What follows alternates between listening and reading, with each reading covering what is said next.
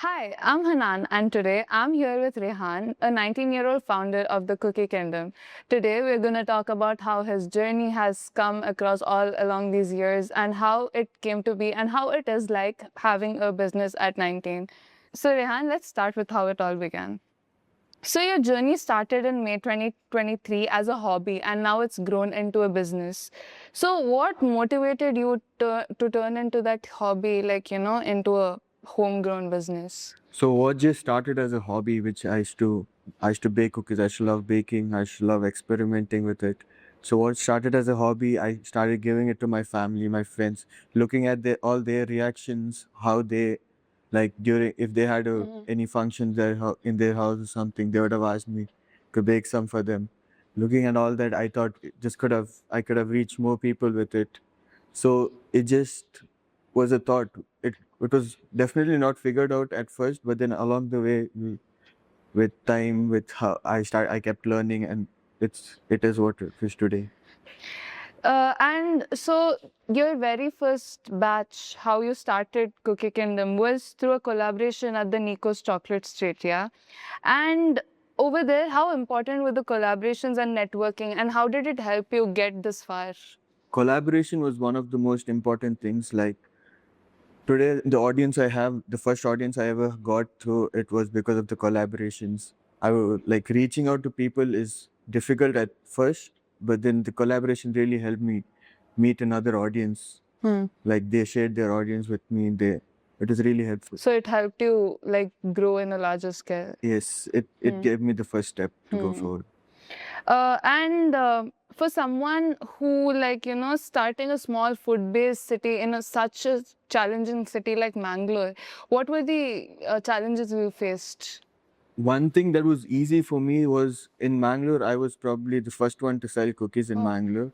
So at that time when I started, nobody had that. But at recent times, I do have too many competitions. But then you can just take it as a fun thing, and you can like no I would like not compromise in my quality and make all my customers feel like it's their own brand. So you don't take competition as competition. It's more like a friendly challenge for Yes, you. it's like a friendly challenge. It's fun to have something. And then talking about social media, how it plays a very important role in our lives now in today's generation. Uh, how has platforms like Instagram and all helped you build the audience, your customer base, and everything? I'm pretty sure that's how your business has grown because I believe you started during the time, like right when COVID ended or something. Yes, like right after COVID, like 2023. So right now I don't have a physical outlet for someone to step in and come have a look or something. It's all based online itself. So creating contents, making reels, showing behind the scenes, and that has helped a lot. That's how I show how my products are, the type of products I sell. All that is only through social media. So now that you sell cookies online, is it just that you take orders through like via DMs, or is there another way? Are you There's- planning on opening a franchise sooner? for right now, there's only online based orders, but then in the future, we would like to expand a bit, go online, go offline. So and for the have long term. Yes, for the long term. That's the thing. And then looking ahead, where do you see Cookie Kingdom in the coming years? Do you plan to expand beyond Mangalore, like introduce new products or like explore new opportunities in the market? For now, probably by the end of the year, we would want our customer to interact with us more. So we would like keep some workshops so that they can come bake with us. So for now, by the end of this year, that's the plan. And then we would have our first outlet in Mangalore where Cookie Kingdom was born. So that's the plan. Then later for the future, probably go to the big cities like Bangalore or Mumbai. So you previously mentioned how you wanted to start franchises across India as well in the big cities, and one of them being Bangalore. So knowing how Bangalore is a very happening city, very busy city, and there are a lot of desert enthusiasts, how do you find yourself fitting into the crowd?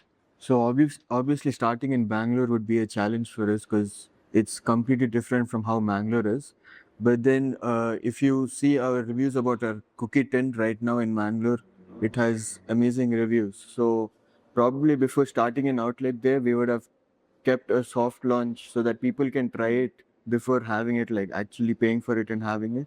So we will reach out to people, like we would go through the streets and take reviews from the people.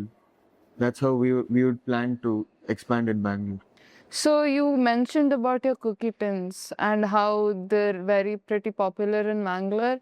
How did that idea come from? So the cookie trend, it was basically going with the trend. So it was just a normal experiment at home, uh, like trying out instead of just the normal Nutella stuff, Nutella pistachio, all the stuff. We tried to add in some other flavors to the cookies, and it even looks kind of trendy. I've seen that around.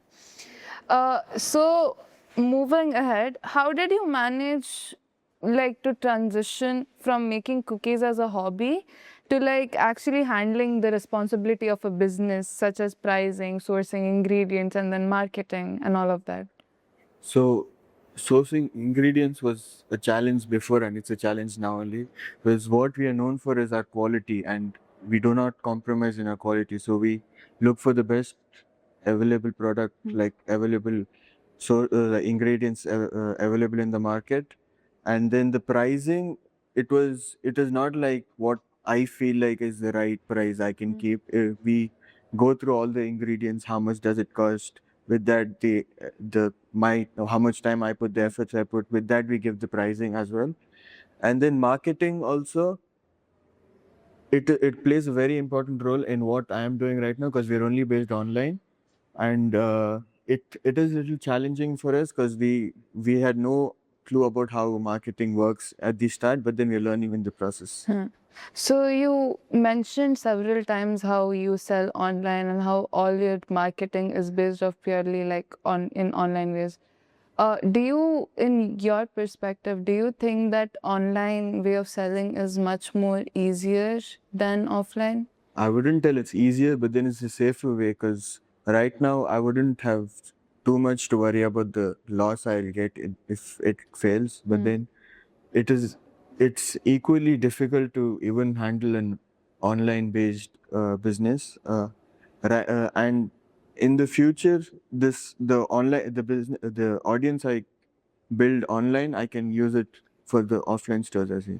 So basically, like since a lot of teenagers are looking for ways to earn online, so would you say that this is a much more safer way for them to start online, with a business, a small business? If they have that hobby, or like not a hobby, an interest in something like this, they can go for it. And then it's always about taking the first step.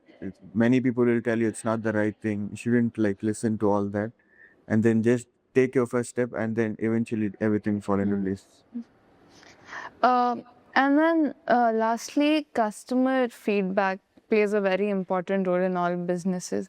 So has there been any particular feedback or customer experience that has, influenced on how Cookie Kingdom is right now? So customer feedbacks really is very important for our business. It really makes us happy seeing how they feel about our product.